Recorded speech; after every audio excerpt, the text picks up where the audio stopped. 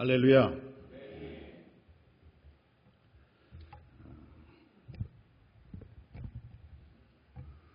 먼저 이렇게 주님 안에서 또 부족한 종을 불러주시고 이렇게 귀한 말씀의 나눔의 기회를 주신 우리 교회와 또 우리 변성호 목사님께 늘 감사를 드립니다. 변성호 목사님은 사실 제 후배지만은 지금은 선배 같아요. 그래서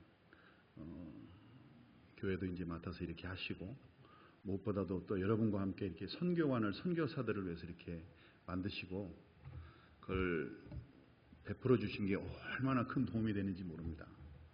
여러분들은 좀 속이 쓰리실지 모르겠어요. 우리 목사님 좀 교회에 더 발전을 위해서 쓰시지 왜 저러시나 뭐 이런 분도 없지 않아 있을 것 같은데 이거 정말 축복받는 일이고 하나님이 기뻐하시고 한국에 오면 저는 이제는 정말 오갈 데가 없어요. 근데 이 서울 안에 저렇게 선교관을 마련해서 편히 쉴 수 있도록 그렇게 해주신다라는 게 이게 정말 큰 일입니다. 작은 일이 결코 아닙니다. 또 선교관에 있으면서 저희들이 뭐 누구를 위해서 기도하겠어요. 이 강동 순복음교회, 순복음 강동교회가 더 발전하고 부흥하고 이 지역의 빛과 소금의 역할뿐만 아니라 더 많은 선교사님들을 섬기기에 부족함이 없게 해달라고 열심히 기도하고 있습니다. 할렐루야. 여러분들이 그 주인공이시라는 것을 자랑스러워하시는 여러분 되시길 주님의 이름으로 축원드립니다.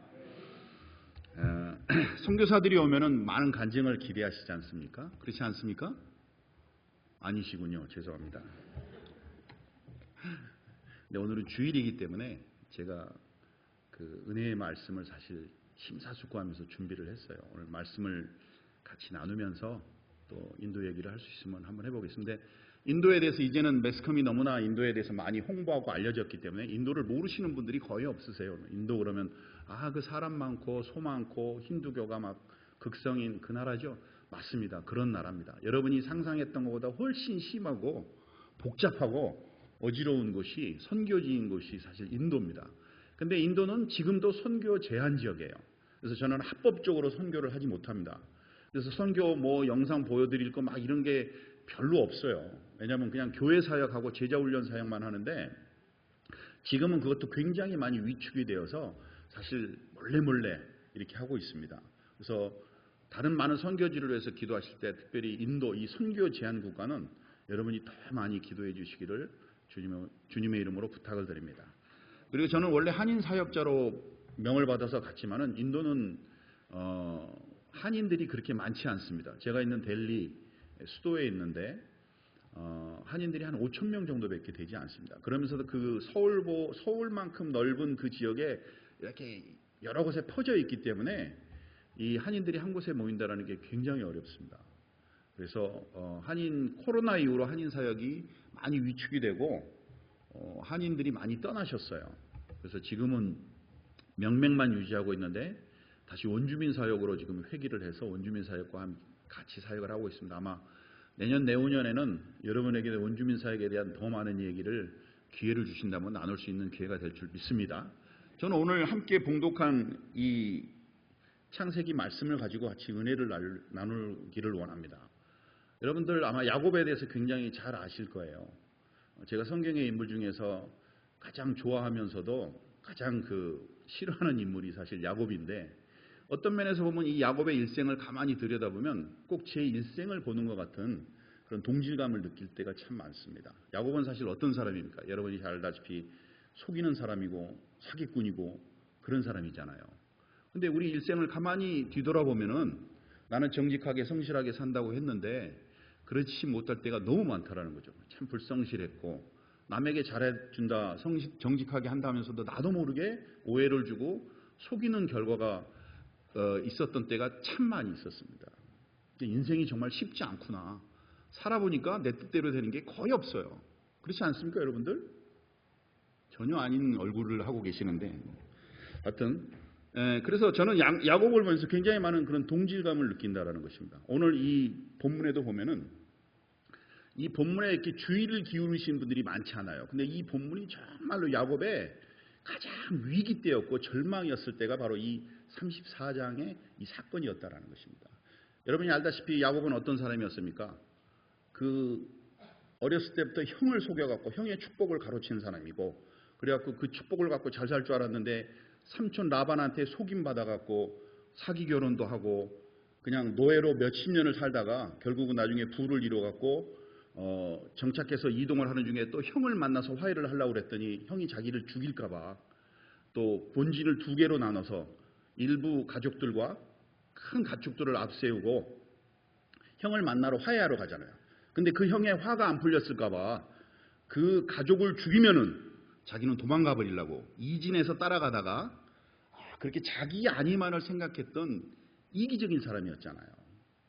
그런데 그 야곱이 극적인 하나님의 은혜 속에서 하나님의 은혜 속에서 형과 화해를 하고 이제 가나안 지역으로 이동해서 이제 정착해서 살라고 하는 그곳이 바로 이 34장의 이야기라는 것입니다. 그래서 이제 좀 정착해갖고 좀 12아들과 더불어서 외동딸과 더불어서 좀 잘 살아보려고 했는데 아니 이 외동딸이 또 나가서 이렇게 변고를 당했다라는 겁니다. 여기 성경 말씀이 34장이 이렇게 시작합니다. 레아가 야곱에서 낳은 딸 디나가 그 땅의 딸들을 보러 나갔더니, 이 레아가 좀 세상에 관심이 많았던 것 같아요.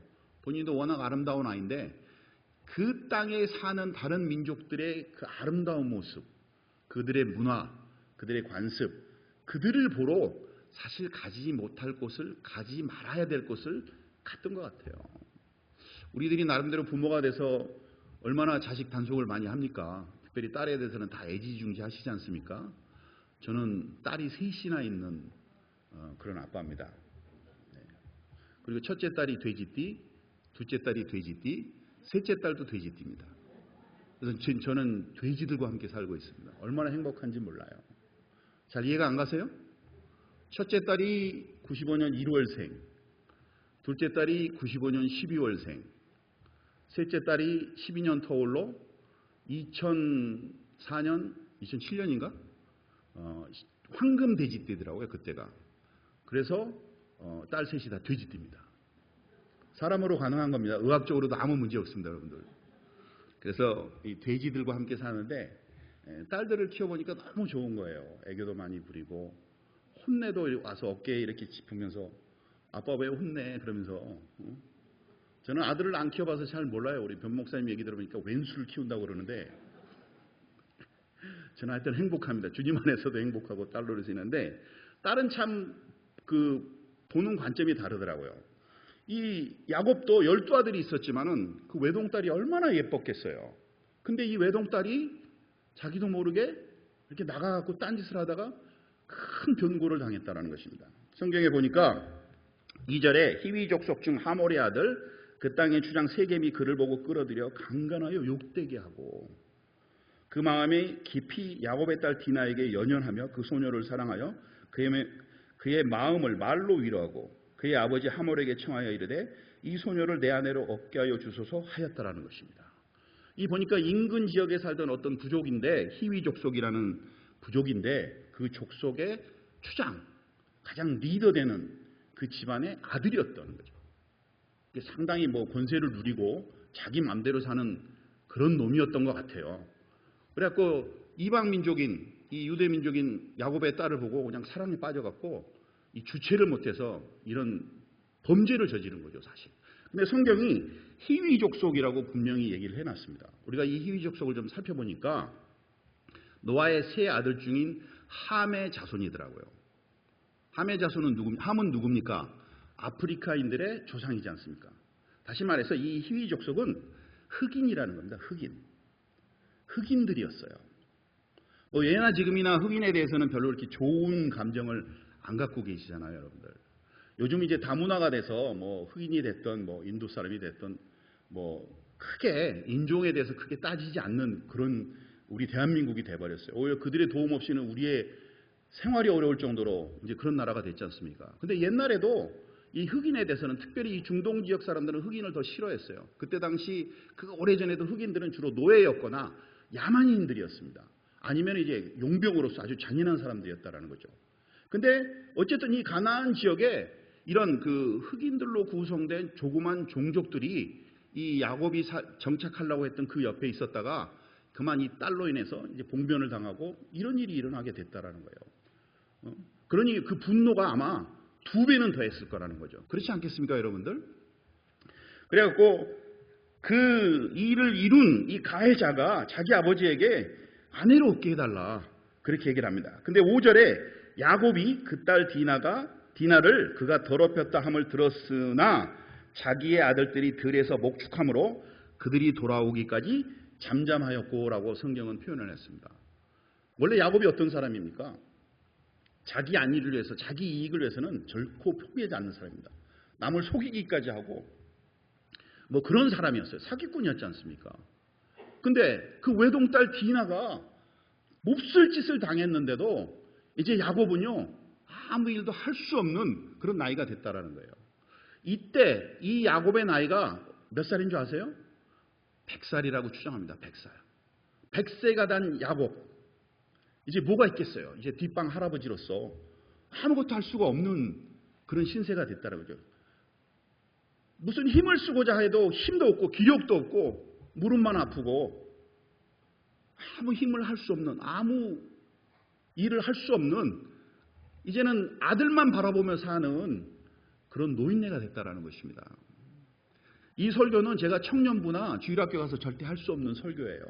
걔네들이 뭘 알겠습니까? 뭘 이해하겠습니까? 오늘 보니까 이게 나이 지긋하신 우리 권사님들, 장로님들 많이 계신 것 같은데 그래도 이제 동감을 하시지 않습니까? 그래, 너희들도 살아봐라. 인생 쉽지 않지. 응? 나이 들어서 이제 몸이 노쇠해봐. 절대 저렇게 되지 않지. 야곱이 100세입니다. 그 비보를 들었는데, 사랑하는 딸의 비보를 들었는데 아무것도 할 수가 없는 노인네였어요. 인생에 이제는 천국을 기다리는 그런 입장이었다라는 것입니다. 그러니까 아들들, 그 기라산 같은 12아들들만 기대하면서 아무 말도 할 수 없는, 오히려 입을 다물고 아들, 목축 나간 아들이 돌아오기를 기다리는 그런 신세가 됐다라는 것입니다, 여러분들. 그래서 저는 오늘 이 말씀을 준비하면서 이 야곱의 마음을 한번 묵상해 봤어요. 말로 표현할 수 없는 아픔과 그 비참함이 그 안에 있었을 거라는 것이죠. 이제는 야곱도 그런 인생이 됐습니다. 그러면서 가해자였던 이 세겜의 아버지 하몰은 이제 자기 아들이 저지른 일을 이제 야곱에게 얘기하러 옵니다. 그런데 뭐라고 얘기를 하냐면, 그때 마침 이제 소식을 듣고 7절에 보니까 야곱의 아들들은 들에서 일을 듣고 돌아와서 그들 모두가 근심하고 심히 노하였으니 이는 세겜이 야곱의 딸을 강간하여 이스라엘에게 부끄러운 일, 곧 행하지 못할 일을 행하였습니다. 아주 성경은 점잖게 표현을 하고 있어요. 그런데 아주 수치스러운 일이었다라는 거죠. 그것도 백인도 아니고 다른 사람도 아니고 흑인한테. 말로 표현할 수 없는 그런 부끄러운 일을 행했다라는 겁니다. 당했다라는 것입니다. 그런데 그 가해자였던 하몰이 이제 찾아와서 말을 하는데 이렇게 말을 합니다. 그들에게 이르되 8절에 기록되어 있습니다. 내 아들 세겜이 마음으로 너희 딸을 연연하여 하니 원하건대 그를 세겜에게 주어 아내로 삼게 하라.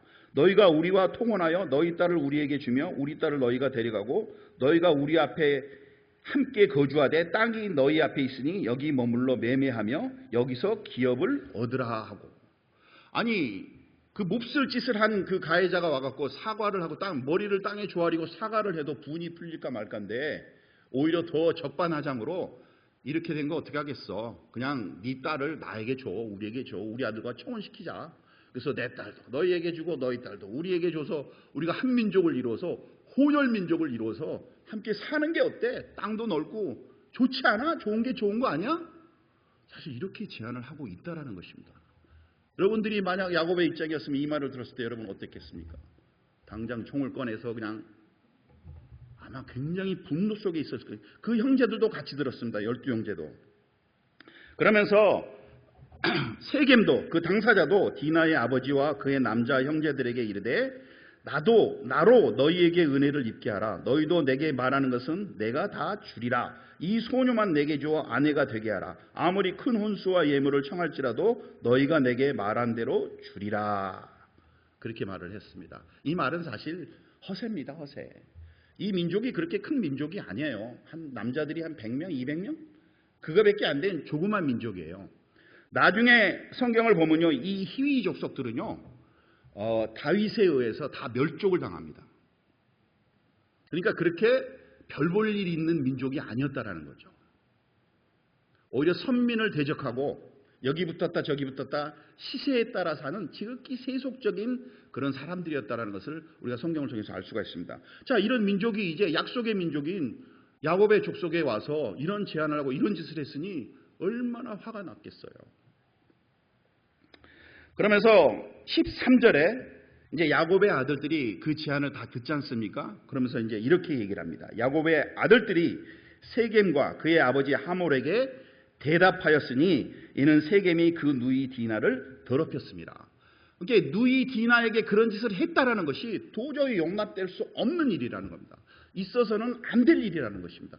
받아들일 수 없는 일이라는 것입니다. 그런데 이 일이 지금 눈앞에 벌어졌어요. 지금 어떻게 할 수가 없습니다. 여러분 같으면 어떻게 하시겠어요? 근데 성경은 뭐라고 기록되어 있냐면 제가 그 단어를 빼놓고 읽었는데 여기 보면 그렇게 기록되어 있습니다. 야곱의 아들들이 세겜과 그의 아버지 하몰에게 속여 대답했다라고 했어요. 속여 대답했다.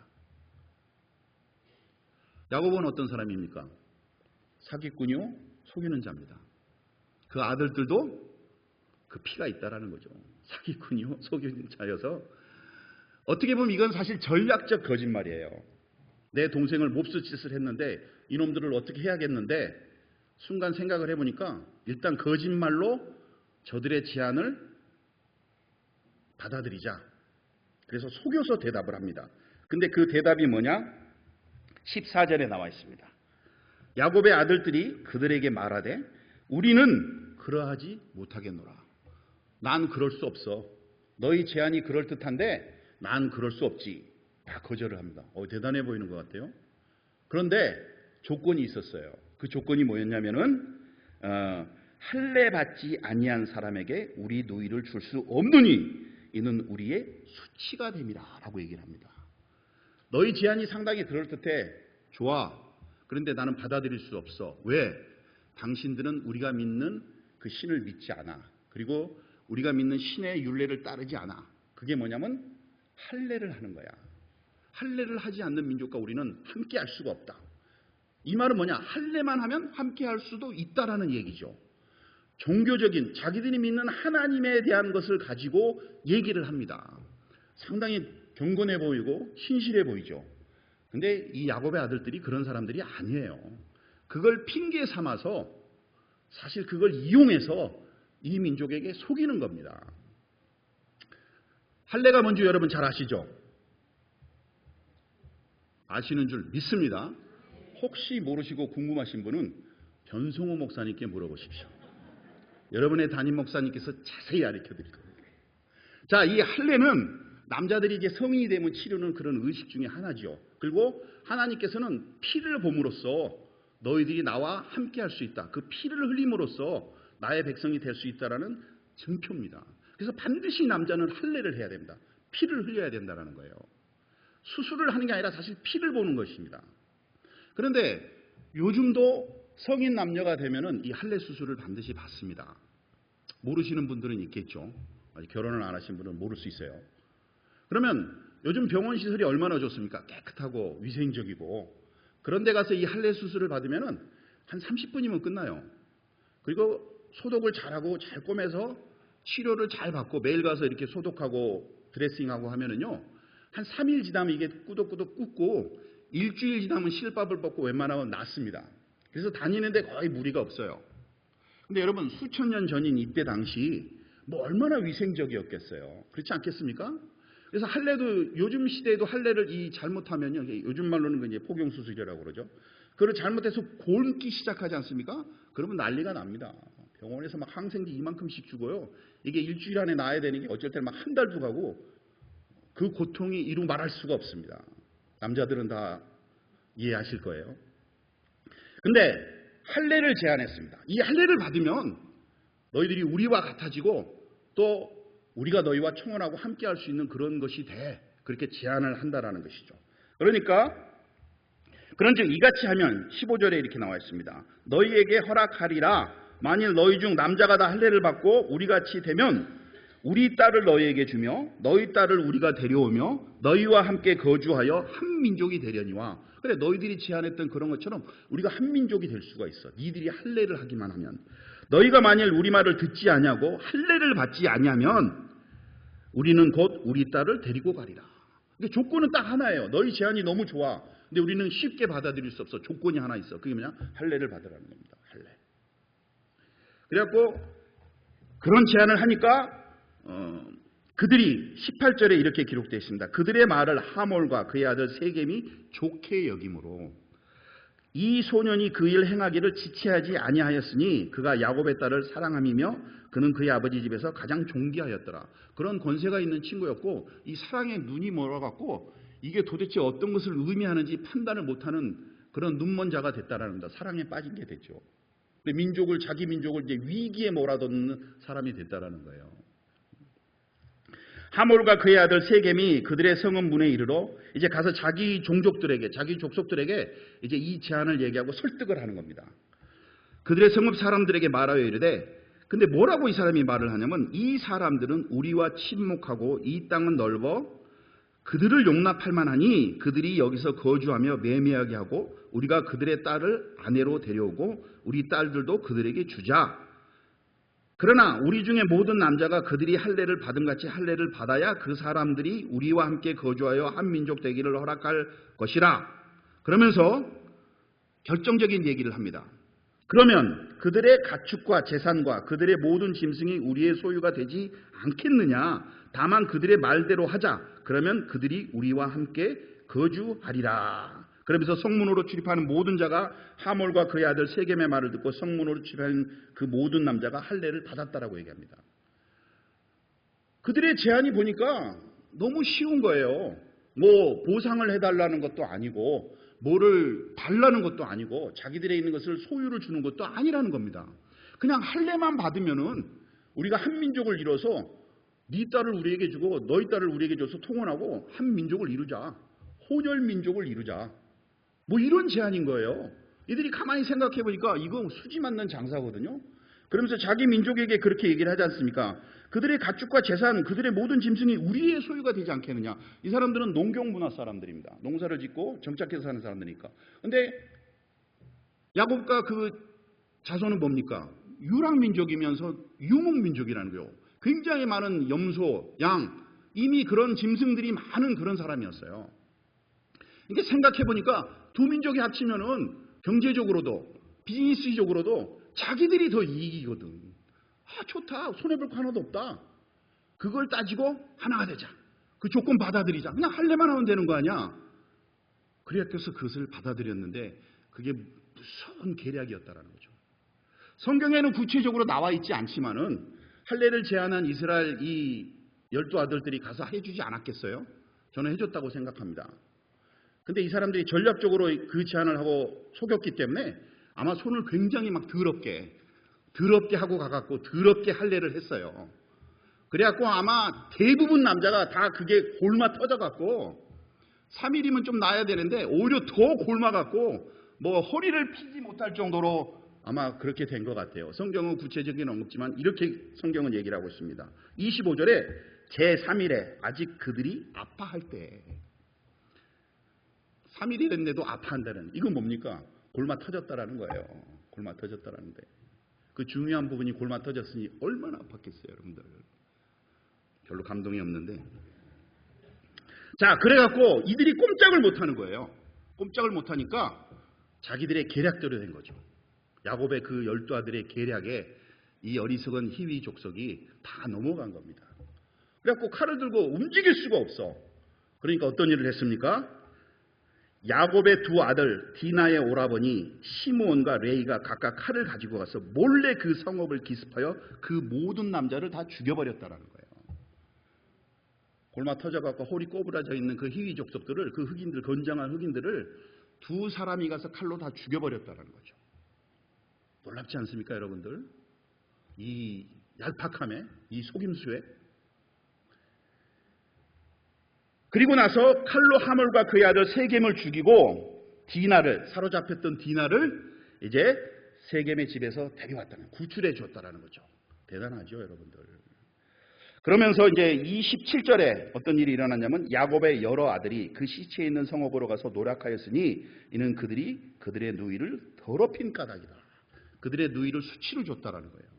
근데 성경은 굉장히 자세한 사항을 기록해 놨습니다. 우리가 그 성경을 볼 때 단지 이 문자적인 의미로만 보셔서는 안 되고 그 문자 너머에 있는 그 미닝을 찾아내셔야 되는데, 여러분 생각해 보세요. 정말 자기 누이 디나를 아끼고 사랑했다면은 복수에 불타는 형제들이 다 가서 그들을 처단해야 되지 않겠습니까? 복수해야 되지 않겠어요? 근데 성경은 혈기가 가장, 그 12형제 중에서 혈기가 가장 방자한 시므온과 레위가 가서 두 사람만 가서 했다라는 겁니다. 더러운 일, 안 좋은 일은 두 명이 가서 해결했고, 이제 그 일 평정하고 나니까 그 이제 노략질, 남아있는 그 가족들, 재산들은 노략질 해야 될 거 아닙니까? 그 노략질에는 여러 형제가 갔다라는 거예요. 여러 형제가. 이건 무엇을 말합니까, 여러분들? 여기서 성경의 깊은 의미를 찾아야 되는 거예요. 사실 야곱이 누구를 의지하면서 이제 사는 나이가 됐어요? 12아들을 의지해서 살지 않습니까? 근데 아시다시피 야곱은 부인이 몇 명이었죠? 4명이었잖아요, 여러분. 4명. 디나는 첫째 부인이 6아들을 낳습니다. 그 중에 시므온과 레위가 있습니다. 이 시므온과 레위는 특별히 혈기가 굉장히 방자한 사람들이에요. 그들은 그냥 말을 들으면 즉시 행동에 옮기는 생각이 없는 사람입니다. 자식들이 많을 때 제일 부모님들이 걱정하는 자식이 어떤 자식이라고 생각하세요? 저도 자식을 키워보니까 다 예쁜데 다 결점이 있는 딸이 하나 있어요. 생각이 너무 없어.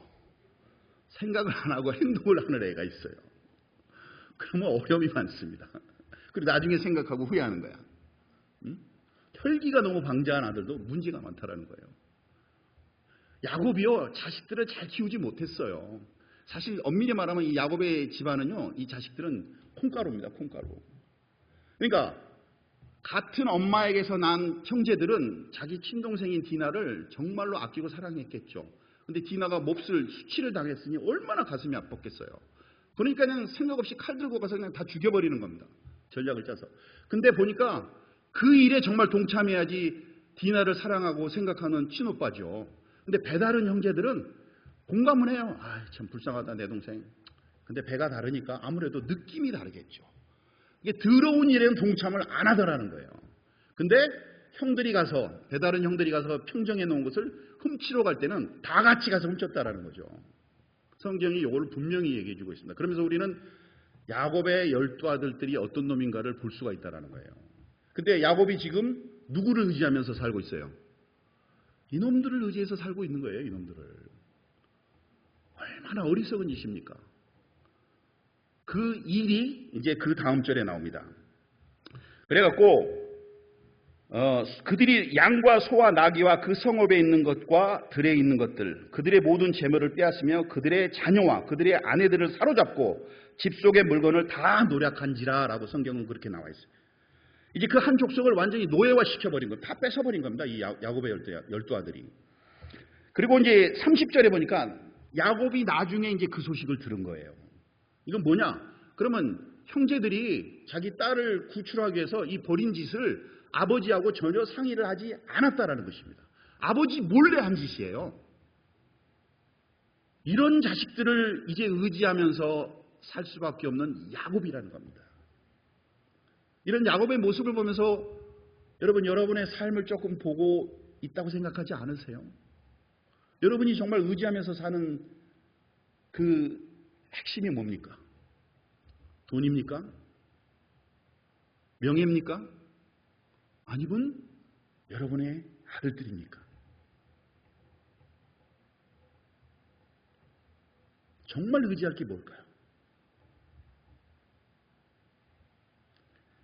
이제 야곱이 그 일을 알았습니다. 그래갖고 야곱이 대노를 했습니다.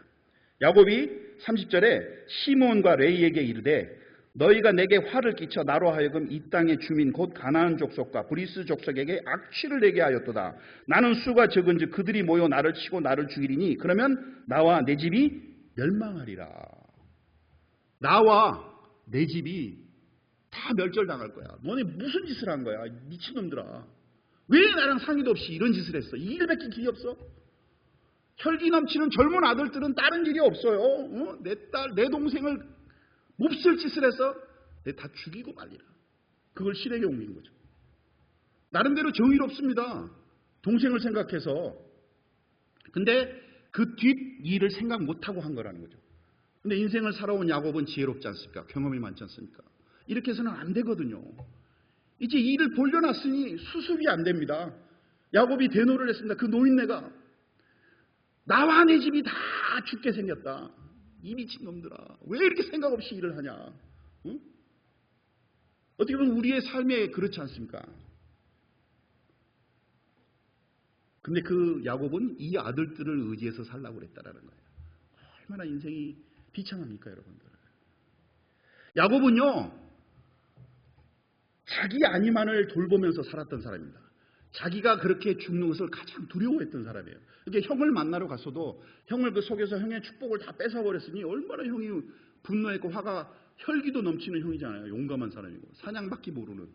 그 형이 자기를 죽일 거라는 걸 평생 떠나지 않았습니다. 그러나 어쨌든 하나님의 은혜를 받고 하나님의 축복을 받아서 그 형하고 내가 화해를 해야겠다. 그러면서도 끝까지 두려워서 자기 마누라와 가족을 앞세우고 자기는 이진으로 따라가면서 주여, 혹시 형이 아직도 분노가 안 풀려서 내 가족을 죽이면 나는 도망가리니. 이런 사람이었어요. 사실 야곱은 끝까지 약은 사람입니다.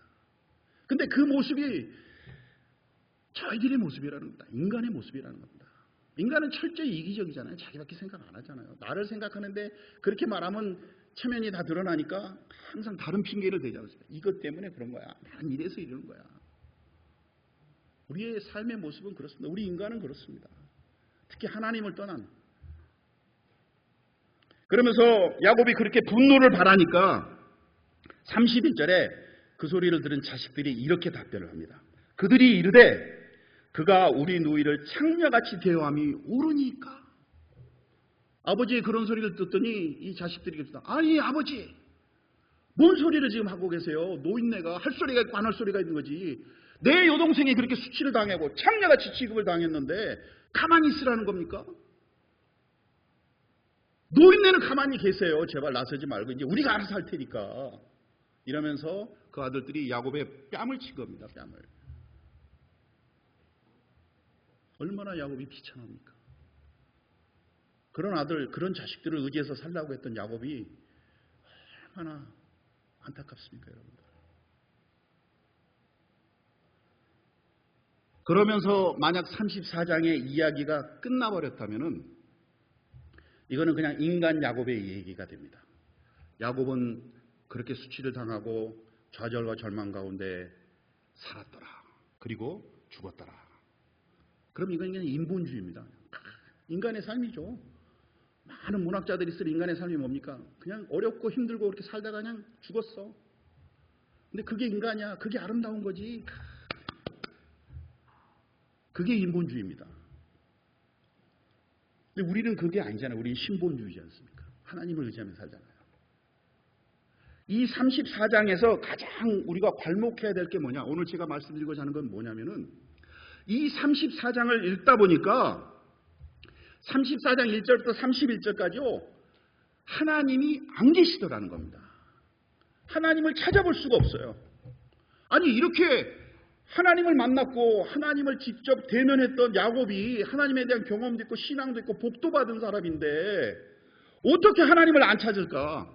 어떻게 하나님을 이렇게 구하지 않을까? 근데 가만히 묵상해 보니까 저희들도 그럴 때가 있다는 것입니다.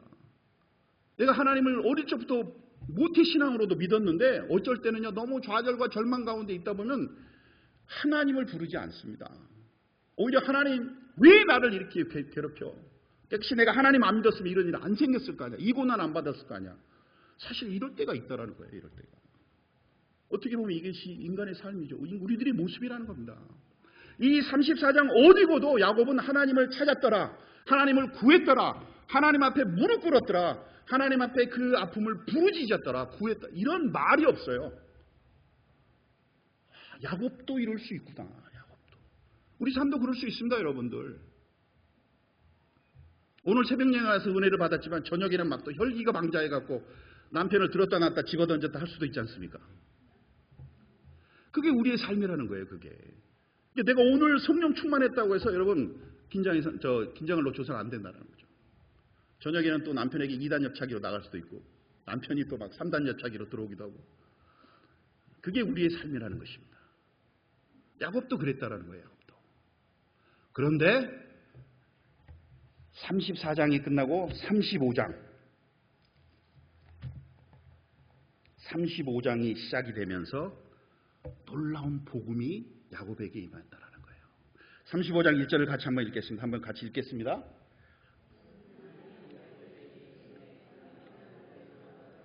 거기 거주하며 내가 내 형 에서의 낯을 피하여 도망하던 때에 내게 나타났던 하나님께 거기서 제단을 쌓으라 하신지라.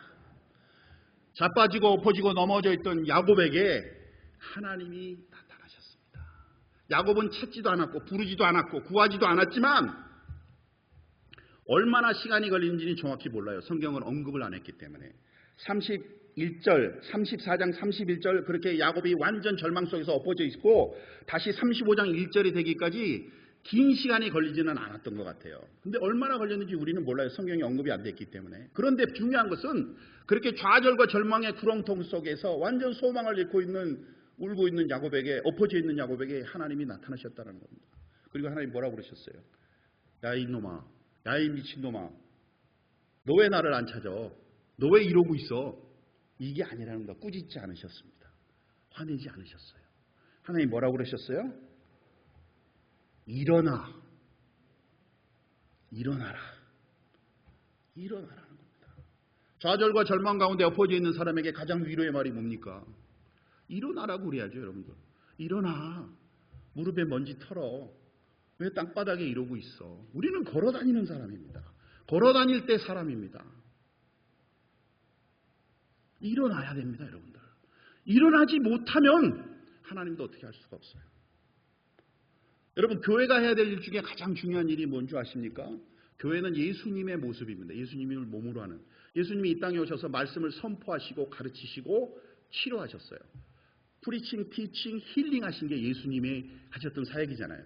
교회는 프리칭, 티칭, 힐링이 반드시 있어야 됩니다. 이 주일날의 일방적인 선포, 이걸 여러분이 들으셔야 돼요.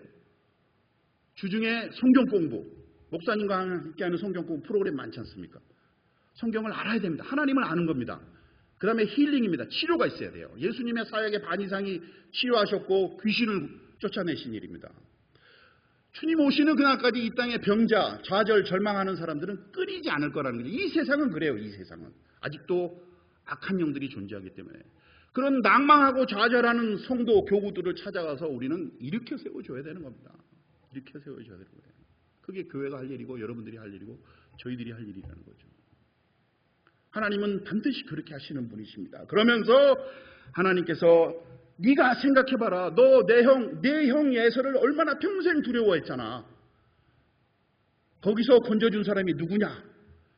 그래서 거기서 나를 만난 것을 기억하지 못하느냐? 다시 나를 만나거라. 다시 나를 기억해라. 너의 구세주임을 다시 기억해라. 그래서 거기서 다시 단을 쌓으라. 하나님을 만나라는 것입니다.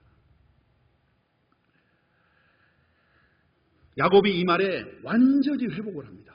완전히 회복을 해서 어떤 변화가 있습니까? 2절에 보니까 야곱이 이에 자기 집안 사람과 자기와 함께한 모든 자들에게 이르되 너희 중에 있는 이방 신상들을 버리고 자신을 정결하게 하고 너희들의 의복을 바꾸어 입으라라는 것입니다. 야곱이 언가부터 가나안 약속의 땅을 향해서 믿음을 향해 나가고 있지만은 자기들의 삶의 모습은 이미 이방 사람처럼 변했다라는 거예요. 이방 사람들의 옷을 입고 이방 사람들이 하는 귀걸이와 장신구를 하고 그들이 섬기는 신들도 자기들도 섬기고 모시고 있는 상황이 됐다라는 것입니다, 여러분들. 야곱은 이것을 정리하지 않았어요. 제지하지 않았어요. 자식들이 그 모양입니다. 그러니 딸 디나가 그런데 젖어서 세상적인 거에 젖어서 하나님을 잊어버리고 더 세상적인 거를 찾기 위해서 그렇게 나갔다 이 비극이 일어난 거 아닙니까? 결국 이 비극은 누가 일으킨 겁니까? 야곱의 잘못입니다. 야곱의 잘못. 이렇게 아들들이 버리장머리 없고 싸가지 없는 애들이 된 건 누구 잘못입니까? 야곱의 잘못이에요. 야곱의 잘못. 하나님을 붙들지 않았기 때문에, 자기 가족을 믿음으로 다스리지 않았기 때문에 사실 이런 일이 일어날 수밖에 없다라는 거죠. 계속 야곱이 이걸 정리하지 않았으면, 하나님 앞에 회복되지 않았으면 이런 비극이 일어날 수밖에 없는 집안이고 가정이라는 거예요. 근데 하나님이 건지셨죠. 하나님이 깨닫게 해주셨다는 겁니다. 그러면서 3절에 우리가 일어나 베델로 올라가자. 내가 하나님을 만났던 그 베델, 다시 하나님을 만나러 가자라는 겁니다. 하나님께 회복하자, 돌아가자라는 것입니다. 내 환난 날에 내게 응답하시며 내가 가는 길에서 나와 함께 하신 하나님께 내가 거기서 제단을 쌓으려 하노매. 제단을 쌓는다는 것은 하나님 앞에 예배를 드린 겁니다. 하나님은 제단을 통해서, 교회를 통해서, 예배를 통해서 내가 너를 여기서 만나겠다 하는 것이 예배지 않습니까? 여러분, 사실 저는 선교사지만은 교회의 존재 목적은 선교사라고 말을 하시는 분들이 굉장히 많아요. 맞습니다. 틀린 말이 아닙니다. 근데 제가 이렇게 선교를 해보니까 교회의 존재 목적은요, 예배입니다. 예배. 예배가 없이 선교만 하면 결국 선교는 방법이에요. 예배자를 만드는 겁니다. 그리고 그 예배자가 예배를 드리는 거예요. 예배를 통해서 사람이 변화되고 예배를 통해서 하나님을 만나는 것입니다. 교회를 세워놓고 가장 공을 많이 들이고 시간을 많이 들이고 돈을 많이 들이는 일이 뭐예요? 선교하는 겁니까? 예배잖아요, 여러분들. 주일날 예배만을 위해서 우리들이 준비하고 모이고 함께하지 않습니까? 예배 속에서 하나님을 만나는 겁니다. 예배 속에서 선포된 말씀을 듣고 은혜를 받는 겁니다. 예배 속에 함께 하시는 성령을 우리가 만나고 체험해야 된다는 겁니다. 예배가 없기 때문에 선교를 하는 겁니다. 제단을 쌓아야 됩니다. 하나님 앞에. 여러분, 이 새벽 예배, 주중 예배, 가정 예배 중요한 겁니다. 정말 그 하나님을 먼저 예배하는 게 가장 우선이 돼야 되죠. 이 예배의 의미를 다시 깨닫는 여러분 되시길 주님의 이름으로 축원드립니다. 그러면서 4절에 이 가족들도 변화가 있습니다. 그들이 자기 손에 있는 모든 이방 신상들과 자기 귀에 있는 귀고리들을 야곱에게 주는지라 야곱이 그것을 세겜 근처 상수리 나무 아래 완전히 묻어 없애버렸습니다. 이제 그것을 이방적인 것을, 세상적인 것을 다 제했다라는 것입니다. 그러면서 놀라운 일이 5절에 기록되어 있어요. 야곱이 가장 두려워했던 게 뭐라고 그랬습니까? 평생의 야곱은요, 자기 목숨이 위해받는 걸 가장 두려워했어요. 그것 때문에 사기치고 그것 때문에 야근짓하고 그것 때문에 피해 다니고 그랬습니다. 이제 자식들이 생각 없이 버린 그 혈기가 이제 자기가 죽게 생겼어요. 자기 가족이 죽는 것 둘째치고 자기가 죽게 생겼어요. 그걸 두려워했고 그걸 자식들에게 막 야단을 쳤지 않습니까? 그런데 하나님이 야곱의 약함을 아십니다. 약점을 아십니다. 그런데 하나님이 그것을 지켜주세요. 그게 바로 5절에 나와 있습니다. 5절 한번 읽어보실래요? 같이 시작. 그들이 떠났으나 하나님이 그 사면 거울들로 크게 두려워하게 하셨으므로 야곱의 아들들을 추격하는 자가 없었더라. 하나님이 아예 이방 민족들이 야곱을 죽일까, 그 소식 들으면 친분이 있는 이방 민족이나 주변 사람들이 야곱을 왜 죽이지 않겠어요? 야곱이 걱정했던 거잖아요. 근데 하나님이 그 걱정을 해결해 주셨다라는 겁니다. 두려움을 그들에게 부어주셔서 야곱을 추적하고 야곱에게 복수할 생각 자체를 못하게 했다라는 거예요. 여러분, 놀랍지 않으세요? 우리 하나님이 이런 하나님이십니다. 그러면서 야곱이 나중에 요셉이라는 잘 나가는 아들 때문에 인생이 완전히 펴버리지 않습니까? 귀족처럼 살다가 결국 이집트에서 134살인가에 죽지 않습니까? 그러면서 그 평범한 야곱이, 그 사기꾼이었던 야곱이 바로의 왕을 만나잖아요. 바로 왕이 묻지 않습니까? 당신은 참 복받은 사람인데 어떻게 살았소? 그랬더니 바로에게 야곱이 딱 한마디 하잖아요. 인생의 선배로서. 내가 참 험한 인생을 살았습니다. 그렇게 얘기하지 않습니까? 험한 인생을 산 사람이라는 거예요. 여러분 중에 야곱보다 험한 인생 사신 분 계신가요? 결혼을 4번 하시고 딸이 몹쓸 짓을 당하고 막 죽음의 위기를 몇 번씩 겪으신 분들 혹시 있으신가요? 없죠. 야곱 같은 인물이 별로 없습니다. 우리 인간이 할 수 있는 아주 그 맥시멈의 고난과 그 고통을 살았던 사람이 어떻게 보면 야곱이라는 거죠. 그런데 하나님은 그 야곱에게 복을 주시는데, 하나님이 한번 복을 주시면요, 여러분 감당 못하게 복을 받습니다. 그래서 하나님께 내게 복을 주십시오. 사실 우리가 날마다 기도해야 될 이유가 있어요. 얼마나 복을 주시느냐? 바로 여기에 나오지 않습니까? 10절에 하나님이 그에게 이르시되 내 이름이 야곱이지만은 너는 원래 사기꾼이었고 속이는 자였지만은 이제 더 이상 그런 인물이 아니라는 겁니다. 그러면서 내 이름을 다시는 야곱이라 부르지 않겠고 너를 그렇게 부르지도 취급하지도 않겠다라는 것입니다. 이스라엘이 내 이름이 되리라 하시고 그의 이름을 이스라엘이라고 부르셨다라는 거예요. 너는 이제 더 이상 야곱이 아니야. 속이는 사람이 아니야. 사기꾼이 아니야. 너는 하나님의 사랑, 하나님의 자녀고 하나님과 싸워서 이긴 하나님의 사람이야. 그러면서 이스라엘하고 야곱을 불러주셨다라는 거예요. 여러분, 우리 하나님 정말 놀라우신 분이십니다. 우리가 이 하나님을 믿는 것은 정말 특권이고 어마어마한 복이 나는 겁니다. 여러분들, 오늘 이 주일 여러분들이 그 하나님을 만나러 오신 거예요. 이 성전에서 여러분, 그 하나님 만나서 여러분들이 이스라엘이 되시고 이 땅에 더 많은 이스라엘이 될 수 있는 영혼들을 부르셔서 이 성전에서 하나님을 만나고 찬양하고 예배하는 여러분이 되시기를 주님의 이름으로 축원드립니다. 축원드립니다. 오늘 말씀을 생각하면서 같이 한번 기도하기를 원합니다. 여러분은 정말 복된 분이십니다. 우리가 예수의 복은 정말로 큰 겁니다. 야곱이 받은 것보다도 더 큰 복이 바로 예수 믿는 복입니다. 여러분, 그걸 잊지 마시기 바랍니다. 그 하나님 붙잡으십시오. 그 예수님 붙잡으십시오. 그 성령님, 삼위일체 하나님을 붙잡으실 때 내 인생이 변화되는 놀라운 일이 반드시 있습니다. 저는 그걸 경험했기 때문에 그것을 증거하러 간 사람이에요. 여러분도 가능합니다. 믿고 오늘 다시 한번 주님, 제게 성령으로 예수의 복음으로 내가 이스라엘이 될 수 있도록 주님 복을 더하여 주옵소서. 우리 주님 한번 부르고 우리 한번 간절히 기도하도록 하겠습니다. 기도하겠습니다. 주님, 아버지 하나님 감사합니다.